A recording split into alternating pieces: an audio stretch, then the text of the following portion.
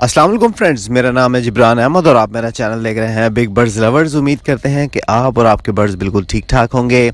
आज माशाल्लाह से मैंने जो है वो बड़े बर्ड्स को भी बॉक्स लगा दिए हैं। और जिन दोस्तों ने मेरी पहली वीडियो नहीं देखी जो मैंने छोटे बर्ड्स को बॉक्स लगाया था, तो मैंने कुछ पॉइंट्स बताए थे आप लोगों को। वो अगर आपने नहीं सुने तो ऊपर आई बटन पर लिंक आ रहा है, उस पर क्लिक करके आप देख सकते हैं। वीडियो के एंड पे मैं इसका लिंक दूँगा। तो आज जो है वो मैंने बड़े बर्ड्स को बॉक्स लगाए।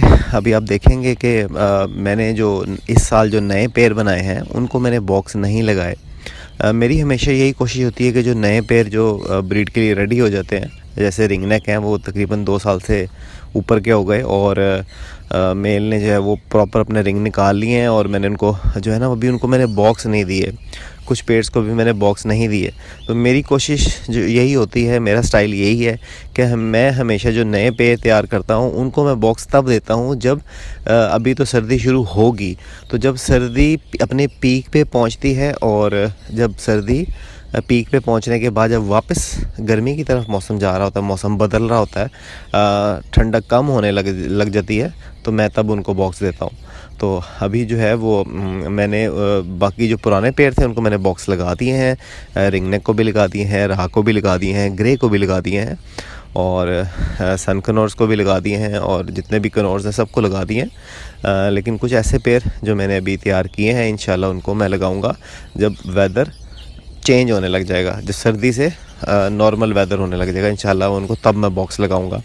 तो ये भी एक टेक्निक होती है, क्योंकि जो नए पेयर होते हैं उन्होंने फ़र्स्ट टाइम ब्रीड करना होता है, और वो जब ब्रीड पे आएँ और बहुत ज़्यादा सर्दी बढ़ जाए तो वो भी कभी कभार जो है उसमें नुकसान होने के चांसेस होते हैं। तो इसलिए जो है मैंने कभी भी रिस्क नहीं लिया। तो इस ब्रीडिंग सीज़न में जो है वो आपको छोटी छोटी वीडियोस बना के कुछ ट्रिक्स बताया करूँगा, कुछ टिप्स दिया करूँगा जो आपके जो है वो बहुत काम आएंगी। तो जो जितने भी नए फैंसियर हैं उन्होंने बॉक्स लगाए होंगे, तो सबसे पहले जो मैं आपको कहना चाहता हूँ वो ये है कि आपने जो है वो आप देखेंगे फेसबुक पे देखेंगे, व्हाट्सएप पे देखेंगे कि लोग जो हैं वो उनके पास ब्रीड आ गई होगी, और वो जो है वो अपने बच्चों की जो उनके पास जो लव बर्ड्स के बच्चे निकलेंगे या रिंग नेक के बच्चे निकलेंगे वो उनकी पिक्चर्स शेयर करेंगे, वो वीडियोस शेयर करेंगे। तो आपने पैनिक नहीं होना, आपने जो ब्रीडिंग सीज़न को एंजॉय कर रहा है ना, कि आपने इसको अपने सर पे चढ़ा लेना है, इसकी टेंशन नहीं लेनी है आपने।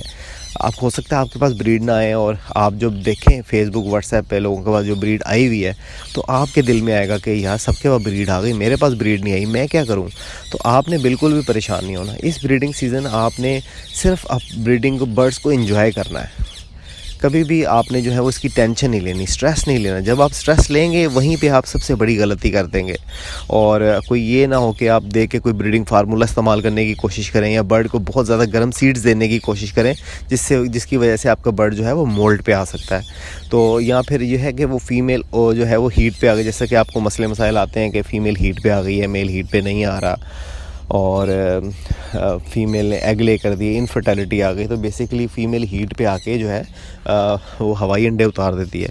तो इस तरह का आपने बिल्कुल भी पैनिक नहीं करना, बिल्कुल अपने आप को रिलैक्स रखना है, बर्ड को उसकी मर्ज़ी से ब्रीड करने देना है। आपने जो है आपने अपनी तरफ से कोई कमी नहीं रहने देनी। तो हमेशा मैं यही कहता हूँ कि अच्छी डाइट और अच्छी फ़्लाइट जो है वो आपके बर्ड को अच्छा तैयार करती है, और जो कि बर्ड आपका अच्छी ब्रीड करता है। तो आप बॉक्स जो है वो आप बहुत से दोस्तों ने लगा दिए होंगे, कुछ दोस्तों ने भी लगाने होंगे।